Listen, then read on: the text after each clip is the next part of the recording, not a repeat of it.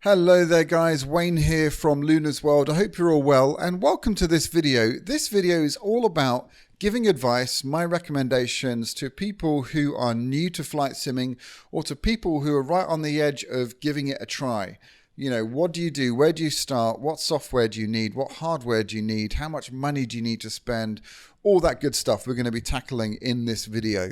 So we're going to start with software first of all, because this is potentially quite a treacherous area and there's potential to really waste money. So what I urge you to do is to really think about what you want to do in a flight sim world.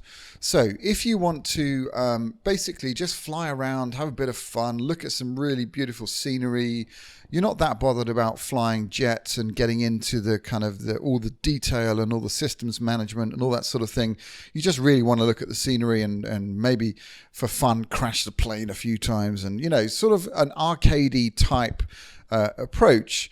I would recommend the very excellent Aerofly FS2, available from Steam and available on Mac as well, I think. But what that sim will give you, it will give you a really beautiful world to fly in with a variety of different aircraft.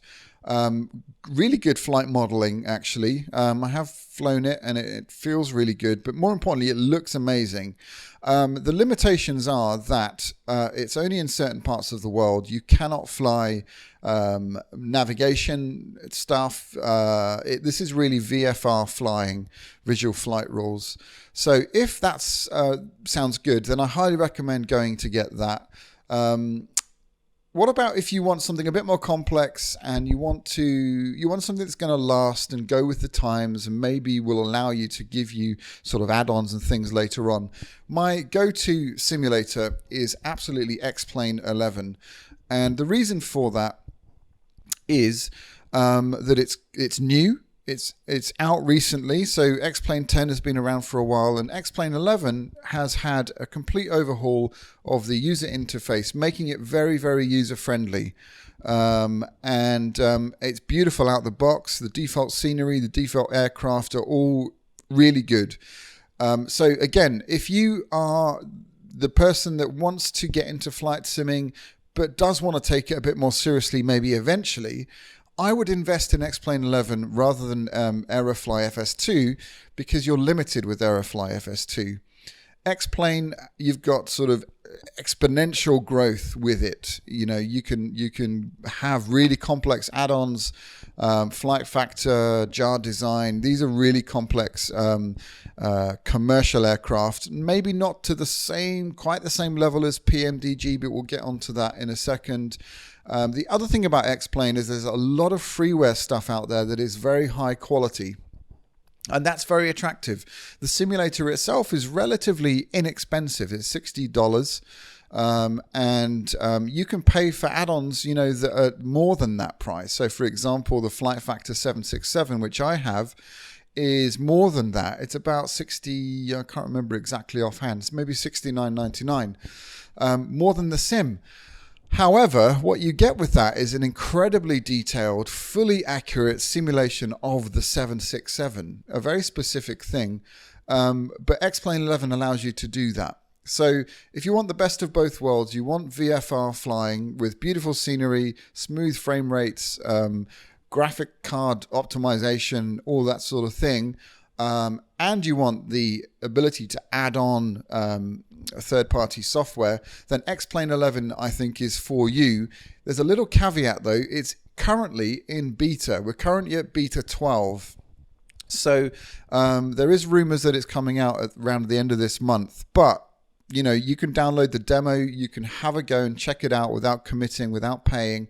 Of course, when the actual version is released, you're going to have a fully working, functioning product. I'm using beta 12 at the moment. It's fully functional, fully working. It's beautiful.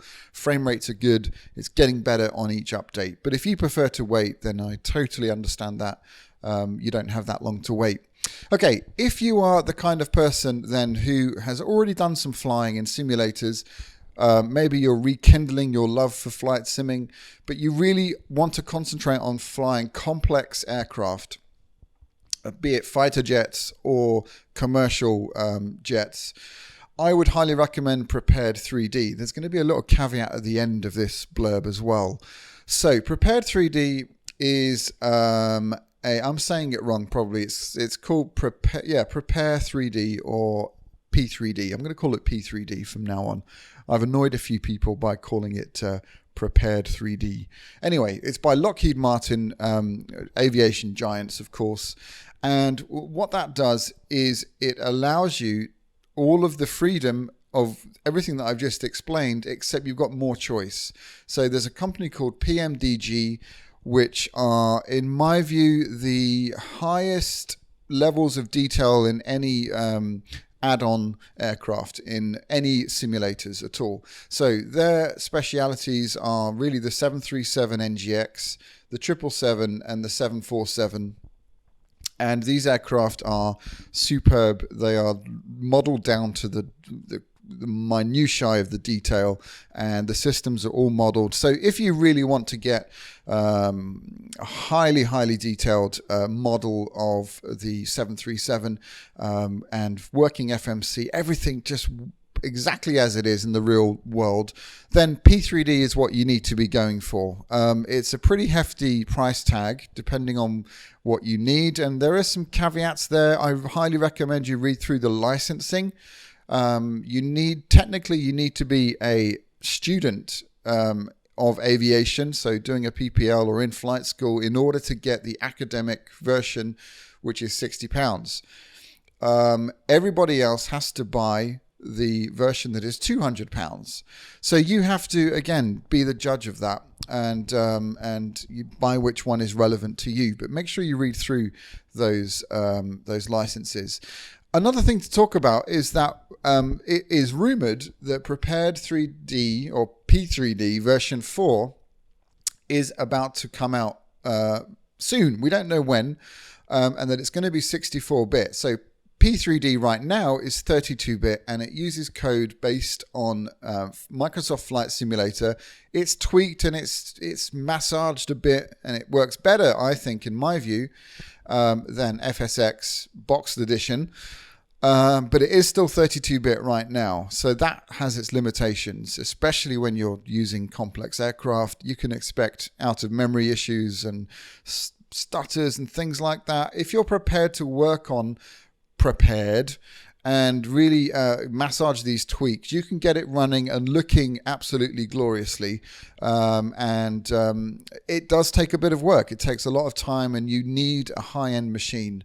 With X-Plane, you can run it at reasonably good levels with a mid-range or maybe even a low-end machine, and it will still perform and look okay.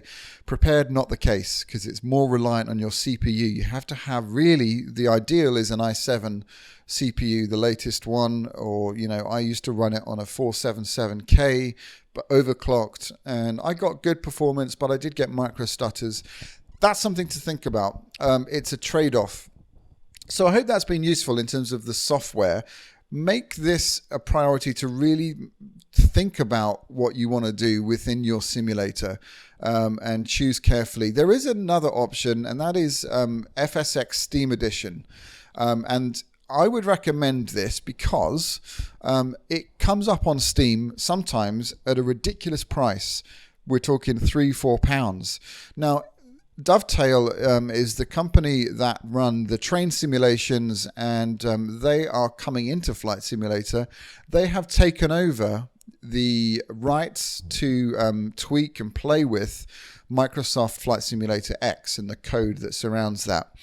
They are apparently creating a new simulator from the bottom up. We don't know anything about that simulator. They haven't been very vocal about that at all. They have released a program called Dovetails Flight School, which I've got and I've reviewed. The lessons are actually really good. But the detail, the graphics, the feel of it, just doesn't really turn me on. It doesn't kind of get me going. So, that's just my opinion. Check it out, Dovetail Flight School. I don't want to say bad things about it because I think the lessons themselves are very good. And again, if you're completely new to flight simming and you want to focus on learning how to do this properly, maybe that would be a good way to check out the flight school and do that. You can do that within X-Plane 11. It just all depends on what you want to do. It's all worth checking out. Make an educated choice, and don't waste your money. Make sure you do your research, and hopefully that's helped you. We're going to move on to the next section and look at some basic hardware that you need to get up and running. Okay, now that you have chosen your software of choice and you've thought long and hard about that, you need to kind of also think long and hard about what kind of hardware you want. And it kind of matches up to the software that you've used. So if you're a light-hearted kind of experimental, you're not sure whether you want to commit too much time and effort into it, then I would recommend going on to eBay or Craigslist if you're in America, or Gumtree or Spock if you're here in the UK, or maybe even Facebook Marketplace, and pick yourself up a second-hand flight stick. I've done just that a couple of days ago, and I got this. I don't know if you can see this very well, but this is a Cytec AV8R01, and I got that for the sum of £5. And it works really well. It's got two throttle levers on the front, multiple buttons on the stick itself. And they're all assignable, of course, to different functions within the simulator.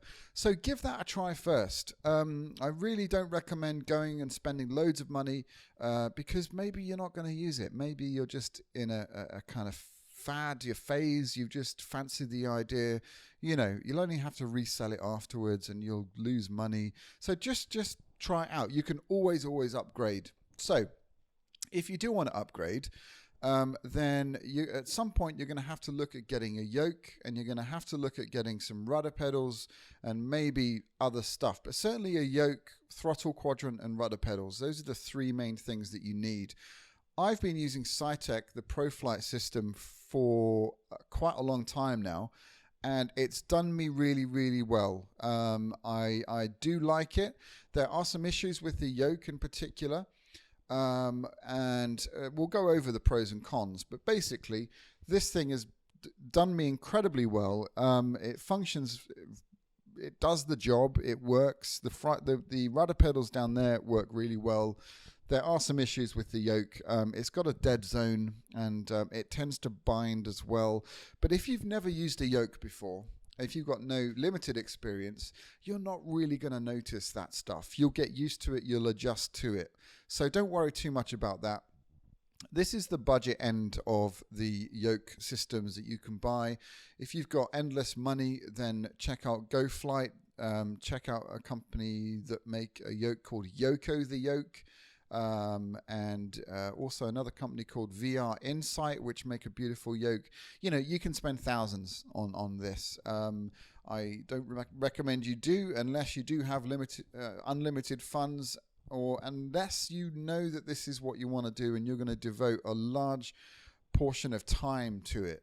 There's also, on the same level, in terms of price as Cytec, there's also a company called CH Products. I haven't used them, so I can't really give you a testimonial for their products, but I have heard very good things when compared to Cytec. So again, you might want to check those out. I can't advise you on whether, which one is better, but do the research again, and you can pick these things up secondhand, of course, on eBay. Set up a little, alert system so that it tells you when these things come up, and and it's all doable. But again, it's all down to how seriously you want to take it. So I think you've got to take all that into consideration. On that subject, let's talk about time, because you've got the software now, you've got the hardware, you've got all the gear. Maybe no idea. So, sorry, that's a really bad joke. But what you have to realize is that this is a very complex thing that you're doing, learning to fly. Even though it's a simulator, it's hand eye coordination, it's tactile, it's mental, it's physical. It's you're using a lot of different senses, and it takes time for you to be able to start to master that. So don't expect to have the best software, the greatest hardware, and be able to jump straight in and do perfect landings and all that sort of thing. It takes time. You have to practice, and you have to enjoy practicing as well, because that's the only way you're going to get better. So expect to put some time in, and it should be a joyous thing. It should be something you like doing, and it should be drawing you back. If it's not, maybe you're practicing in the wrong way. Maybe you're not. Maybe you haven't got the hardware set up properly. Maybe it's not optimized. All that stuff. Ask yourself those questions. But you should want to practice and to set up. Doing approaches, or it's starting really basic, practicing doing takeoffs and circuits and all that good stuff. It's going to take time. So make sure you have the time to put into it. And the other thing is, there is a wonderful, wonderful community out there on the internet, on YouTube, on Facebook, that are more than happy to help you make this the most immersive experience that it can be. And usually that means really taking it seriously and getting into the detail of how to fly aircraft. And you'll find there's lots of people who are very supportive. You will find lots of sim battles, as I call them, going on, and graphic card comparisons and all this kind of thing. People talking about frame rates and what processors to use, all that stuff. It's important, but it's not the core of why you should be doing it. Okay, a lot of people get caught up in the graphics cards, for example, and chasing frame rates. Really, you just want to be flying. You want to get the best performance, of course, that you can out of your system, and there's forums for that. But once you do that, forget about it, because there's always someone who's got a better system than you and who's getting 100 frames, and you don't know the validity of that. There's a lot of testosterone in these forums and things, and you've got to take it all with a pinch of salt. So get beyond that. Find the people who really truly care about flying and nurturing your passion for it. For example, I'm not plugging my channel. Well, I am plugging my channel, but we are a community of people who care about new people getting in, making the right choices, and sticking with flight simming, because that's what we want. We want this community to grow and develop so that we can enjoy the software and the hardware developing at the same time. So I think it's important to nurture new people. And certainly if you come onto one of my streams, if you have any questions, post them on my videos. The best way is really to come into a stream. I stream quite regularly, and just ask some questions. And if I don't know the answer, you can bet your bottom dollar that someone in the stream will. And we're all very friendly, and I highly recommend to engage in the community, because you'll learn things.